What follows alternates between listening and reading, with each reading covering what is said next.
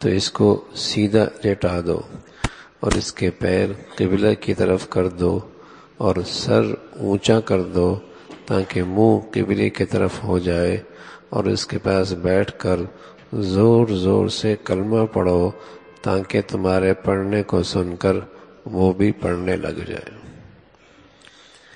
اللہ دین کی سمجھ نصیب فرما دے، اور جانے والے کا اکرام جو اس وقت ایک بے بسی کے عالم میں ہوتا ہے، اس کے گھر والے اس کے ساتھ کیا بہتر سلوک کر سکتے ہیں؟ جانے والے کے ساتھ گھر والے کیا بہتر سلوک کر سکتے ہیں اور کیا اچھے انداز سے اسے پیش آ سکتے ہیں؟ تو شریعت نے اس اچھے سلوک کا تذکرہ کیا ہے کہ جب آدمی مرنے لگے تو اس کو سیدھا لیٹا دو اور اس کے پیر قبلہ کی طرف کر دو اور سر اونچا کر دو تاکہ منہ قبلے کی طرف ہو جائے، اور اس کے پاس بیٹھ کر زور زور سے کلمہ پڑھو تاکہ تمہارا پڑھنا سن کر وہ خود بھی پڑھنے لگے، اور اس کلمے کو پڑھنے کا حکم نہ کرو کیونکہ وہ وقت بڑا مشکل ہے، نہ معلوم اس کے منہ سے کیا نکل جائے۔ زبان سے تو نہ کہے تم بھی پڑھو، اس مشکل گھڑی میں اگر اس نے کہہ دیا میں نہیں پڑھتا پھر، تو ایسے موقع پہ خود زور زور سے پڑھیں تاکہ اس کی آواز سن کر اور اس ماحول کو دیکھ کر وہ بھی پڑھنے لگ جائے۔ جب وہ ایک دفعہ کلمہ پڑھ لے تو چپ ہو رہو، یہ کوشش نہ کرو کہ برابر کلمہ جاری رہے، اس لیے کہ اللہ کے نبی صلی اللہ علیہ وسلم نے فرمایا کہ جس شخص کا آخری کلمہ لا الہ الا اللہ ہو دخل الجنہ، وہ تو جنت میں داخل ہو گیا۔ تو جب اس نے آخر میں ایک کہہ دیا تو بس یہ کافی ہے۔ تو فرمایا جب ایک دفعہ کلمہ پڑھ لے تو چپ رہو، یہ کوشش نہ کرو کہ برابر کلمہ جاری رہے اور پڑھتے پڑھتے دم نکلے، کیونکہ مطلب تو فقط اتنا ہے کہ سب سے آخری بات جو اس کے منہ سے نکلے کلمہ ہونا چاہیے۔ اس کی ضرورت نہیں کہ دم ٹوٹنے تک کلمہ برابر جاری رہے۔ ہاں، اگر کلمہ پڑھ لینے کے بعد پھر کوئی دنیا کی بات چیت کرے تو پھر کلمہ پڑھنے لگو، جب وہ پڑھ لے پھر چپ رہو، تو تاکہ اس کے دنیا میں جاتی ہوئی آخری کلمہ لا الہ الا اللہ محمد الرسول اللہ ہو، اور یہ ایک مسلمان کے لیے بہت بڑی سعادت ہے اور بہت بڑی خوش نصیبی ہے کہ زندگی کی اس آخری گھڑی میں یہ کلمہ زبان پہ جاری ہو جائے۔ بہت خوش نصیبی ہے کہ زندگی کی اس آخری گھڑی میں زبان پر کلمہ توحید جاری ہو جائے۔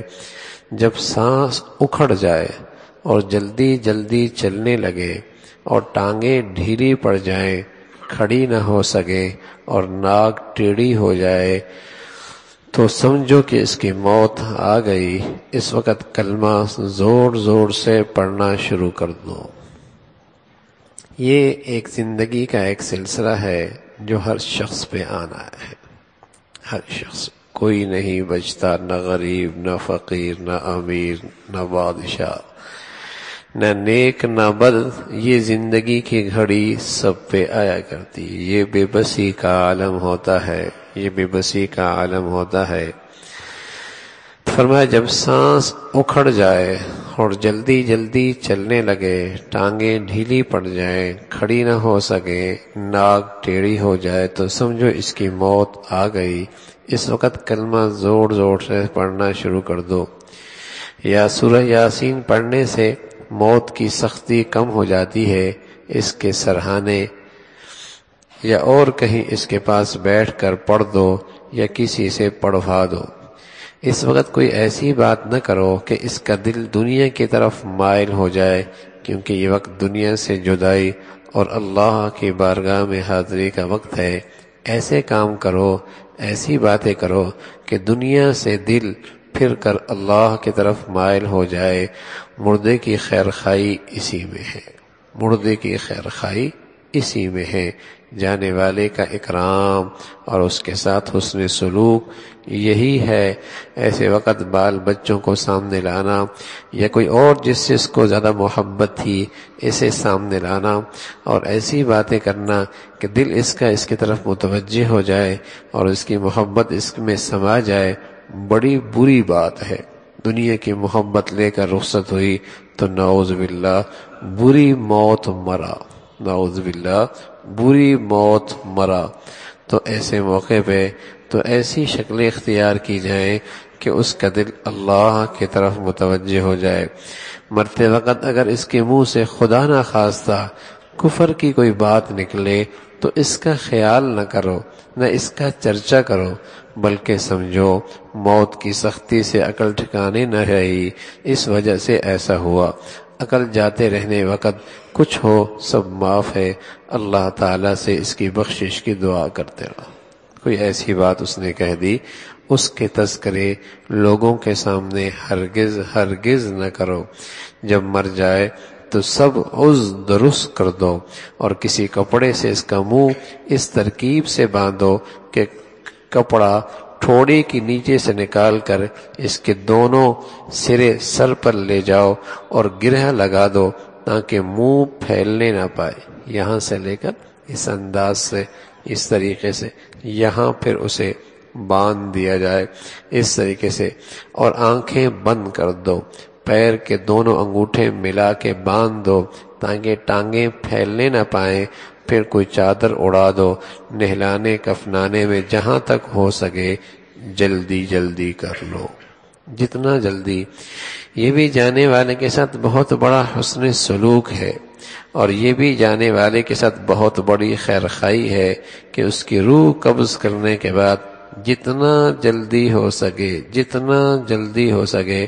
اسے نہلا دو، کفن پہنا دو اور اس کے دفنانے کی شکل اختیار کرو. یہ بھی اس کے ساتھ حسن سلوک ہے. بہت عجیب سی بات ہے کہ جس نے ساری زندگی سالہ سال تو اس کا منہ دیکھا کوئی نہیں، جب مر جاتا ہے تو کہتے ہیں اسے برف خانے میں رکھ دو، اسے برف خانے میں رکھ دو، میری انتظار کرو، میں آؤں گا تو میں دیکھوں گا، پھر اس کے بعد اس کا جنازہ ہو. اب برف خانے میں جسم کا کیا حال ہوتا ہے اور کس انداز سے سکڑ جاتا ہے. تو ساری زندگی تو دیکھا کوئی نہیں، سالہ سال تو غائب ہے، اب کہہ رہے ہیں اسے برف خانے میں رکھ دو. یہ میت کے ساتھ حسن سلوک نہیں ہے بھائی، اس کے ساتھ یہ کوئی محبت اور خیر خواہی نہیں ہے.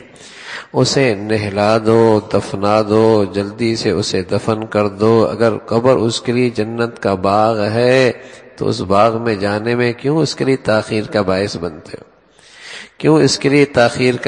بنتے ہو؟ تو اس کے ساتھ خیر خواہی یہ ہے کہ جتنے جلدی ہو سکے نہلا دو، کفنا دو اور اس کے دفنانے کا انتظام کر دو. منہ وغیرہ بند کرتے وقت یہ دعا پڑھو، وَعَلَى مِلَّةِ رَسُولِ اللَّهِ. مر جانے کے بعد اس کے پاس لوبان وغیرہ کچھ خوشبو سلگھا دی جائے. حیض اور نفاس والی عورت جس کو نہانے کی ضرورت ہو اس کے پاس نہ رہے.